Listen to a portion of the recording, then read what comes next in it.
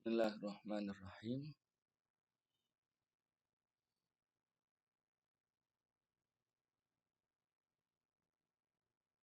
Assalamualaikum warahmatullahi wabarakatuh.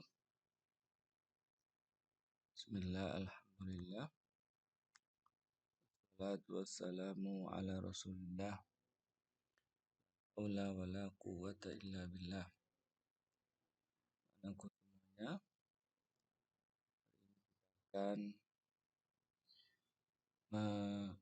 menyampaikan atau setidaknya menggarisbawahi tentang materi kita pada kali ini, pada hari ini, tentang topik yang sesungguhnya cukup menarik karena dia berbicara tentang manusia dan tantangan hidup di dunia. Ada beberapa aspek yang nanti kita akan bicarakan tentang siapa sebenarnya hakikat dari manusia itu, lalu juga kedudukan dan tujuan dari diciptakannya manusia, lalu juga tentang aspek-aspek yang mempengaruhi perilaku manusia serta ikhtiar upaya dalam menjalankan kehidupan yang sangat terbatas. Kawan-kawanku, anak-anakku semuanya, hakikat manusia pada dasarnya adalah tidak lain, tidak bukan adalah hamba, adalah makhluk yang diciptakan oleh Allah Subhanahu wa Ta'ala untuk memperbudak dirinya agar selalu taat kepada tuannya. Tuannya ini yang dimaksud adalah Allah Subhanahu wa Ta'ala. Oleh karena itu, ketika seseorang menyadari tentang hakikat dirinya, maka dia akan menjadi hamba Allah yang selalu taat, yang selalu mengikuti perintah dan batasan-batasan yang telah digariskan oleh Allah Subhanahu wa Ta'ala. Jika seseorang, setiap kita menyadari tentang hakikat manusia sebagai hamba Allah Subhanahu wa Ta'ala ini, maka dia akan menerima apa yang ditakdirkan oleh Allah Subhanahu wa Ta'ala kepada dirinya. Kafabi rabban, kafabi izzan antakuna rabban li. Sudah cukup begitu membanggakan bagi kita, bagi kalian, bagi saya, bagi semua manusia. Dan kita ini mempunyai Tuhan Allah Subhanahu wa Ta'ala. Sudah cukup membanggakan ketika kita ini adalah dijadikan sebagai hamba dari Tuhan yang maha perkasa, Tuhan yang maha segalanya, lemah, bukan Tuhan yang memerlukan dari ciptaannya. Anakku semuanya, selain itu, kecenderungan manusia dalam menjalani kehidupan di dunia ini, biasanya mereka suka berkelompok, hidup bersama-sama, bermasyarakat. Makanya di dalam penjelasannya, salah seorang ulama Ibnu Khaldun di dalam muqaddimahnya, wa al-insanu madaniyun bitabih. Secara fitrahnya, manusia hidup senang ketika dia bersama-sama orang yang lain. Tentu kita masih ingat bagaimana Nabi Adam dulu diciptakan oleh Allah Subhanahu wa Ta'ala sendiri. Di dalam surga, apapun yang diinginkan, apapun yang dipikirkan saat itu dapat terwujud, dapat terpenuhi. Tetapi meskipun demikian, karena dia sendiri, maka dia merasa ada yang kurang dalam kehidupannya. Maka dia pun meminta teman, meminta kawan di dalam kehidupan itu. Maka Allah pun kemudian menciptakan manusia yang kedua, yaitu Siti Hawa. Kemudian dari situlah tercipta makhluk yang kita kenal sebagai manusia ini sampai dari kecenderungan suka berkelompok, hidup bersama-sama, masing punya kecenderungan dan keinginan untuk saling mengenal satu dengan yang lain, saling membantu dalam komunitas tertentu. Dan tidak hanya itu, dibentuklah berbagai macam persaudaraan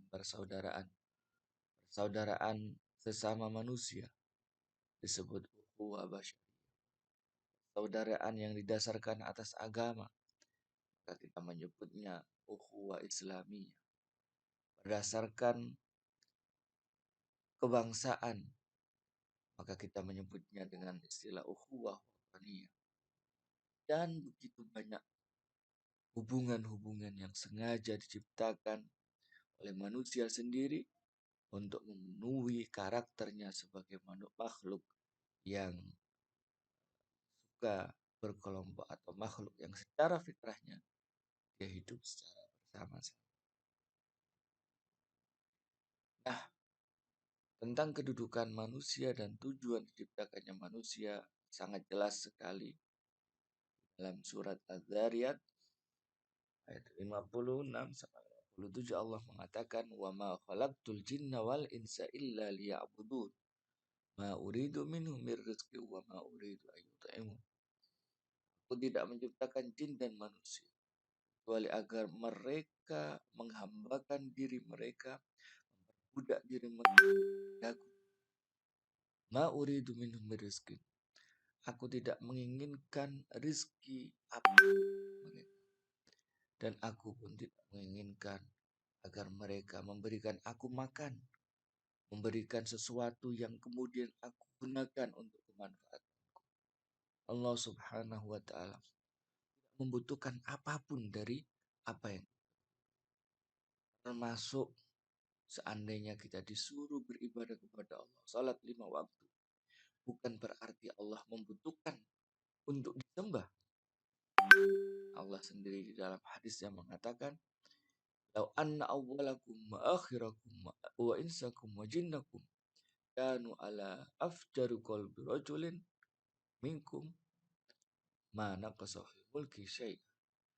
Andainya manusia pertama hingga manusia terakhir nanti semuanya menjadi orang-orang yang paling durhaka, paling ahli maksiat, semuanya.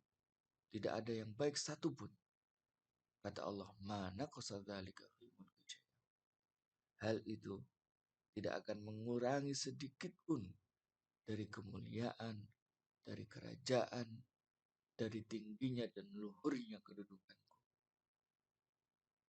Maka teman-teman semuanya, jangan pernah menyalahkan Allah Subhanahu wa taala. Apalagi sampai berpikiran, kurang apa aku? Aku sudah beribadah mulai siang hingga kemudian malam, pagi, sampai ketemu siang lagi. Tetapi mengapa Allah tidak mengijabah, mewujudkan apa yang menjadi harapan? Allah tidak membutuhkan ibadahmu. Allah tidak membutuhkan doa-doa. Sebaliknya, kita sebagai makhluklah yang membutuhkan Allah Subhanahu. Anakku semuanya, di sini kita juga perlu menegaskan secara garis besar tujuan atau fungsi mengapa Allah menciptakan manusia adalah ada dua.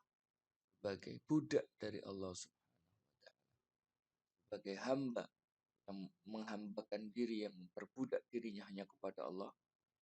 Selain itu juga manusia juga tugas yang lain, yaitu menjadi khalifah atau perpanjangan tangan dari Allah Subhanahu wa taala untuk memakmurkan bumi, untuk meramaikan kehidupan yang sungguh-sungguhnya, meramaikan kehidupan di dunia dengan sebenar-benarnya sesuai dengan tuntunan dan ajaran Allah.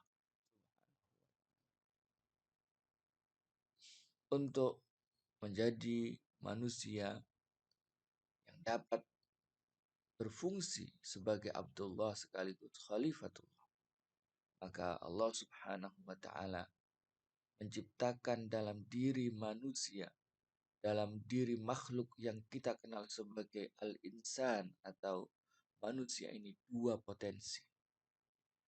Diri manusia sejak dilahirkan punya potensi baik, potensi positif, dan juga punya potensi negatif menjadi makhluk. Potensi-potensi yang positif misalkan manusia memiliki fitrah untuk cenderung memeluk suatu agama, ciptakan dalam bentuk dan keadaan yang sebaik-baiknya. Manusia adalah makhluk Allah yang paling mulia. Manusia adalah makhluk Allah yang terpintar, yang paling cerdas, punya akal sehat, makhluk yang terpercaya, dan seterusnya. Hal-hal tersebut diciptakan, ditaruh dan diletakkan dalam fitrah manusia agar manusia mengembangkannya menjadi makhluk yang agung, makhluk yang lebih mulia. Malaikat-malaikat juga diciptakan oleh Allah Subhanahu wa taala sebagai makhluknya. Di sisi lain Allah Subhanahu wa taala juga menitipkan dan meletakkan potensi-potensi buruk negatif di dalam diri manusia. Allah menyatakan misalkan dalam surat An-Nisa, Allah Subhanahu wa taala menciptakan manusia ini sebagai makhluk yang lemah. Allah menciptakan manusia ini sebagai makhluk yang suka mengeluh, suka melakukan perbuatan zalim dan ingkar janji, suka membantah, melampaui batas. Itu karakter negatif dari manusia. Jika karakter atau potensi negatif ini dituruti oleh manusia, dikembangkan oleh manusia, dituruti sehingga sampai berkembang dan menjadi karakter yang melekat pada diri seseorang, dia akan lebih buruk seburuk-buruknya dibanding hewan-hewan yang hidup di hutan, hewan-hewan yang melata mengenal aturan Allah. Berikutnya, mengapa kemudian kita saksikan di dalam kehidupan ini ada orang yang begitu baik dan sangat-sangat baik, sementara di sisi lain ada orang yang begitu jahat, buruk kelakuannya. Mengapa bisa seperti itu? Karena memang Allah Subhanahu wa taala menciptakan dua potensi. Ada faktor-faktor yang mempengaruhi kehidupan manusia, mempengaruhi perilaku dan jalan hidup manusia. Faktor-faktor itu dapat dikelompokkan menjadi faktor personal, internal, juga bisa. Yang kedua adalah faktor yang sifatnya situasional, sifat kegiatan.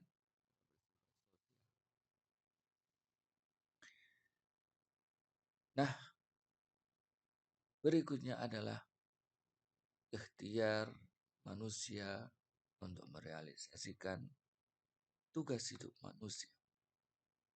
Apa yang harus dilakukan oleh manusia sebagai makhluk ciptaan Allah? Yang pertama adalah harus melakukan tindakan-tindakan yang nyata, harus menjalankan upaya-upaya yang realistis yang betul-betul itu dilakukan.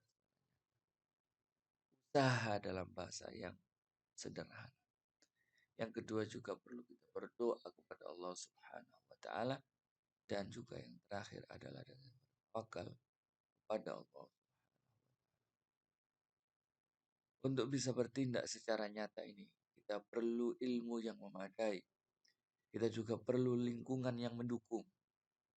Bagaimanapun baiknya diri kita, tapi jika tidak didukung oleh lingkungan yang baik, maka rasanya sulit sekali untuk mewujudkan menjalankan tugas manusia secara sempurna. Juga harus dibekali dengan pengetahuan, ilmu agama, aturan-aturan Allah Subhanahu wa taala, perintah Allah, larangan Allah. Perintahnya kita jalankan, larangannya kita tinggalkan. Tanpa pengetahuan tentang itu mustahil kita bisa menjalankan fungsi kita, tujuan kita diciptakan oleh Allah Subhanahu wa taala sebagai manusia. Kedua adalah dengan berdoa.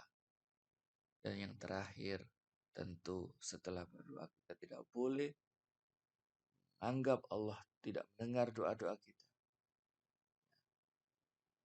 Makanya kemudian kita pada akhirnya pun dituntut untuk tawakal, pasrah diri dalam arti yang sesungguhnya kepada Allah. Anakku semuanya, secara garis besar dapat disimpulkan bahwa manusia dalam konsep Islam memiliki tugas yang dapat dikelompokkan menjadi dua, yaitu tugas-tugasnya sebagai Abdullah, menghambakan diri hanya kepada Allah Subhanahu wa taala, dan tugas yang kedua adalah Khalifatullah, sebagai panjangan tangan Allah untuk memakmurkan bumi, untuk meramaikan kehidupan yang baik di dalam kehidupan ini, menghancurkannya, mengeksploitasinya, rusak lingkungan hidup. Mudah-mudahan kita semuanya mendapatkan hidayah pertolongan dari Allah Subhanahu wa taala. Amin amin ya rabbal alamin. Wassalamualaikum warahmatullahi wabarakatuh.